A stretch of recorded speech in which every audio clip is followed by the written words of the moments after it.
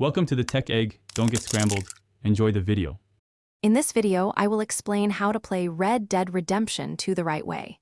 To truly master the game, begin by immersing yourself in the rich narrative and Arthur Morgan's journey.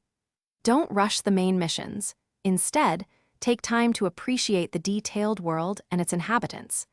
This approach allows for a deeper connection to the story and characters, enhancing your overall experience significantly. Survival in the Wild West demands attention to detail. Ensure your horse is well-fed and groomed. A high bonding level offers many benefits. Regularly replenish Arthur's health, stamina, and dead-eye cores by eating and resting. The dead-eye system is crucial for combat. Practice using it to slow time and target vital areas, making you a formidable gunslinger against any foe.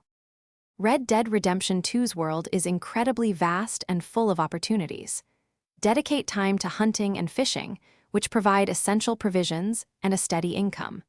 Seek out the many hidden secrets, from rare animals to unique items scattered across the map. Engaging with your gang at camp not only builds camaraderie, but also unlocks valuable upgrades for your equipment and resources. Arthur Morgan's journey is deeply personal, shaped by your decisions.